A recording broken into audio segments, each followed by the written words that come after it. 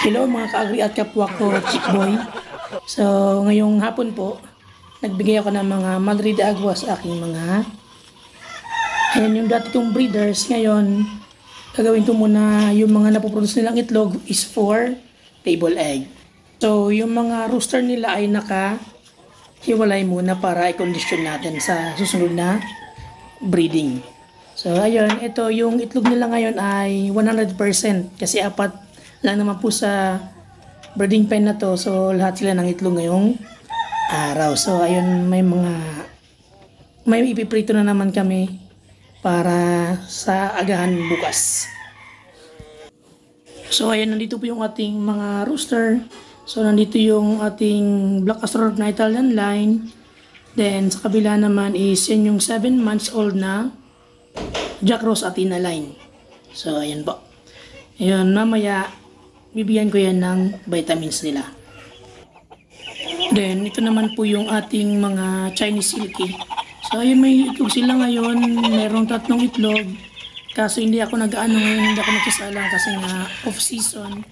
So, ang gagawin natin, ipiprito na lang to or papakulaan. Paborito to ng anak namin na pagkain sa umaga. Then, ayan, meron, naglagay na din ako ng Madrid de Agua para sa kanila. Then, para makatipid-tipid tayo sa feeds at sa cost ng pagkain. Then, ito naman po yung ating mga Rhode Island Red Vintage line na hens. So, ayun, binuksan ko yung breeding pen nila kaso yung isa lang yung lumabas. So, ito po ay mga Jack Rose Athena line. Tapos, yung isa dyan ay Mohawk line. So, ayun, kinokondisyon ko rin ito para sa breeding natin sa November at December. So, 7 months na po yan, sakto.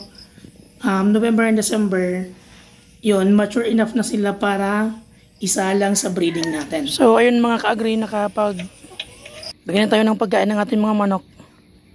So, ayun, after feeding, magbibigay ako ng Bolt Flex KQ tablet sa aking mga rooster. Kasi kinokondisyon natin sila para sa darating na naman na breeding season.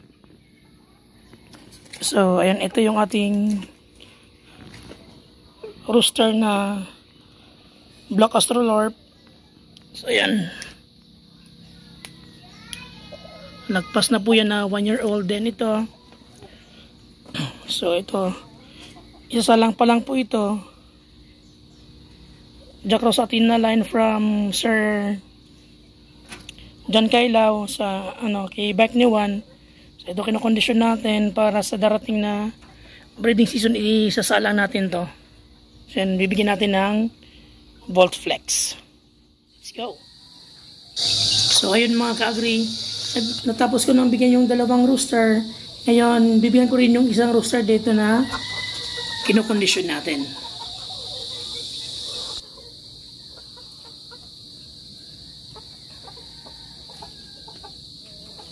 Then, ito naman po yung ating isang rooster na kinokondisyon ngayon. Galing po ito kay Sir Fifth Cortero. So, ito ay Mohawk line cross sa vintage line. So, ito. So, gagamitin din natin ngayong darating na breeding season. So, ayan, kaya kinokondisyon natin. Bibigyan din natin ito ng Bolt Flex.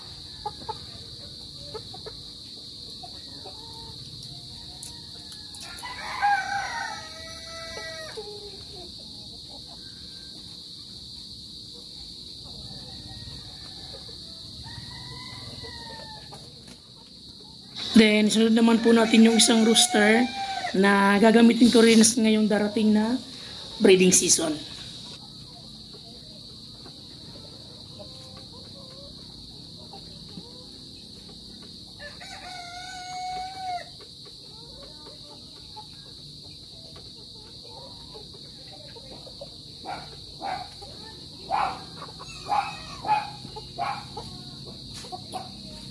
Then, ito naman po ay Amorcana.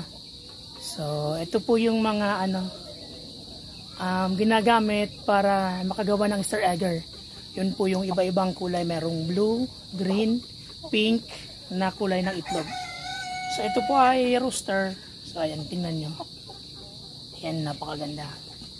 Meron po silang muff sa mukha. So ito. Ayan. Kaya kinokondisyon ko siya kasi gagamitin din ito sa sunod na breeding season. Ano na nga ito, medyo ano na siya, lugon na ngayon, nagpapalit na ng balahibo. So ayun, bibigyan natin siya ng bulk flex.